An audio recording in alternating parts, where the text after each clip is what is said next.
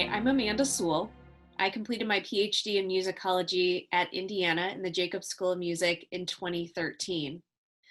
Currently, I'm the music director at Interlochen Public Radio in Northern Michigan, where I run Classical IPR, a 24-hour classical music service. Before that, I owned and operated my own business called In the Right, WRITE. That was an academic editing and consulting service. I took a path that is unusual for PhD recipients in that none of my jobs so far have been tenure track or even teaching at a university. Some of the key events that led me to this path were a flexibility in my department at IU and an openness to students pursuing paths other than teaching at a university. A couple of years before I finished my degree, a colleague of mine finished her PhD and took a job working for the Department of Defense. And it was a job where they hired anyone who had a PhD because the degree itself, regardless of the field, meant a person was capable of doing research and writing and working effectively. And the reception that she got in the musicology department for that career path showed me that it was okay to pursue paths other than tenure track teaching at a university. Another formative experience that I had was in my final year of my PhD program. I was complaining to my boyfriend at the time, who's now my husband, that Pandora's algorithm for classical music was really terrible. And he said, well, you should write them and tell them that. And I did.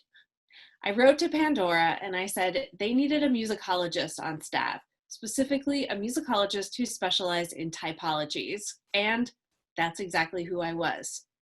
And in fact, I got a call from Pandora asking to have a conversation with me. We had several conversations. The job for me didn't quite pan out, although I do believe Pandora did hire a musicologist eventually.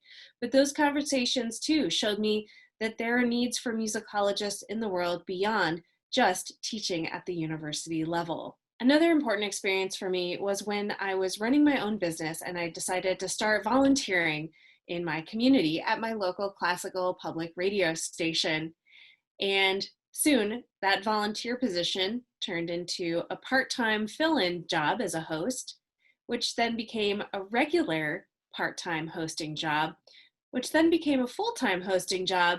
And as of about 18 months ago, I am now in charge of the entire classical radio station here at Interlochen Public Radio in my new role as music director. Just goes to show you that you never know where a certain experience might lead you. Some of the major lessons that I learned in graduate school, one was to be very flexible and open, and to remember that there are lots of different paths to a potential solution. As a researcher, sometimes I find an object that tells me a different story than what I thought it might tell me. That doesn't mean that I discard the object, it means I figure out what that story is. I think the same can go for a performer. If you're having trouble learning a particular passage, you don't give up on the entire concerto. You keep trying different practice techniques until you figure out how to play the passage well. In the same way, maybe my career wasn't going to go the way I initially thought it was, but I chose to be open and flexible and willing to try different things, and it's taken me in some very interesting directions. Another valuable lesson that I learned in graduate school was to think about lots of different audiences for the work that I do.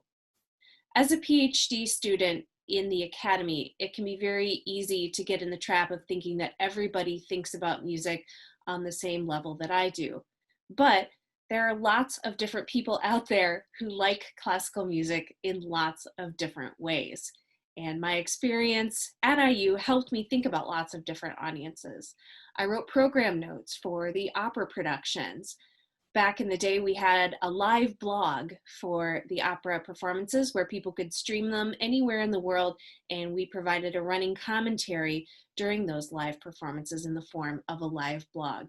Experiences like that helped me think about a variety of audiences and how they experienced music, and to be open to that throughout my career.